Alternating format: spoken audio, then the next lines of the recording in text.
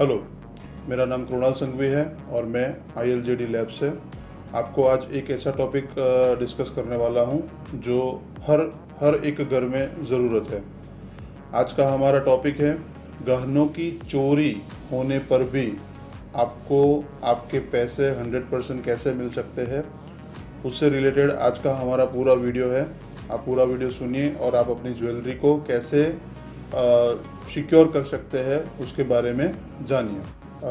Normally हम जब भी त्यौहार आते हैं, घर में कोई शादी वगैरह प्रसंग आता है या किसी भी तरीके की फंक्शंस होती है, तो हम क्या करते हैं, मार्केट में से नई ज्वेलरी लेते हैं और वो ज्वेलरी को पहनकर फिर हमें उसको कहाँ रखना है वो दिक्कत हो जाती है। मतलब सेफ में रखें, घर में ज़्यादा सेफ है या फिर वो सेफ में ज़्यादा सेफ है या बैंक के लॉकर में ज़्यादा सेफ है। ये सारे क्वेश्चंस हमें ऑलवेज जो है वो हमें सताते रहते हैं कि ज्वेलरी अब ले तो ली, लेकिन अब उसको संभाले कैसे। तो उस केस में ज़्यादातर हम लोग लॉकर का इस्तेमाल करते हैं, लेकिन वहाँ पर जब भी कोई भी होनारत होती है, चोरी होती है, तो हमारी ज्वेलरी के जो भी पैसे हैं वो हमें 100% रिफ़ंड नहीं मिलते हैं।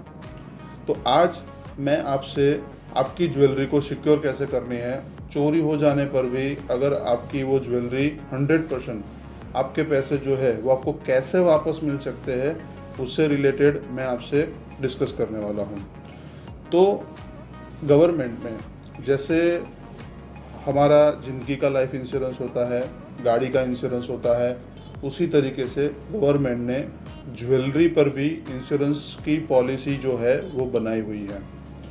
उस इंश्योरेंस पॉलिसी में हमारी जो भी ज्वेलरी होती है, उस ज्वेलरी के ऊपर हम इंश्योरेंस लेते हैं, तो उसके चोरी होने पर, उसके गायब होने पर उसको वो जो पैसे है वो इंश्योरेंस पॉलिसी जो है वो हमें बेयर कर सकती है, वो हमें देंगे, वापस देंगे पैसे, जो भी अमाउंट की इंश्योरेंस जो ज्वेलरी हमारी चोरी हुई है वो। तो मार्केट में दो तरीके की पॉलिसी मार्केट में अवेलेबल है। पहली पॉलिसी है जो होम इंश्योरेंस, यानी कि अगर आपके घर पे कोई भी ज्वेलरी अगर आप रखते हैं तो वो ज्वेलरी घर से जब चोरी होती है तो इंश्योरेंस पॉलिसी आपको क्या देगी। और दूसरी जो पॉलिसी होती है वो स्टैंड अलोन ज्वेलरी पॉलिसी बोलते हैं। तो स्टैंड अलोन ज्वेलरी पॉलिसी जो है वो ज़्यादातर जो डायमंड और ज्वेलरी की फर्म जो होती है, उस फर्म में जो भी ट्रांजैक्शन होता है, पर्टिकुलर वो कंपनी के लिए बनाई गई पॉलिसी है। कहने का मतलब मेरा जो है वो कंपनी के लिए बनाई गई पॉलिसी है। तो जो हम होम पॉलिसी लेते हैं, घर की सुरक्षा में जब हम ज्वेलरी रखते हैं और वहाँ के लिए पॉलिसी लेते हैं, तो वहाँ पर अगर गहना गायब होता है, चोरी होता है, तो उसके हमें 100% अमाउंट नहीं मिलती है। लेकिन अगर आप स्टैंड अलोन पॉलिसी लेते हैं तो उस केस में आपको ये मान के चलिए कि तकरीबन 10 लाख रुपए तक की अगर कोई ज्वेलरी है तो उसका कोई ज़्यादा प्रीमियम नहीं आता है, अराउंड 1000 के आसपास का प्रीमियम आता है प्रति माह। ठीक है। तो उस केस में आपको जब कभी भी आपकी ज्वेलरी चोरी होती है, उस केस में आपको आपकी ज्वेलरी की जो भी कीमत है वो कीमत आपको ज्वेलरी कंपनी, जो भी पॉलिसी जिन्होंने ली है, वो पॉलिसी की जो भी कंपनी होगी वो आपको देंगे। तो एक हमारा ये स्टैंड अलोन पॉलिसी के थ्रू हम अपनी ज्वेलरी को बिल्कुल सेफ कर सकते हैं।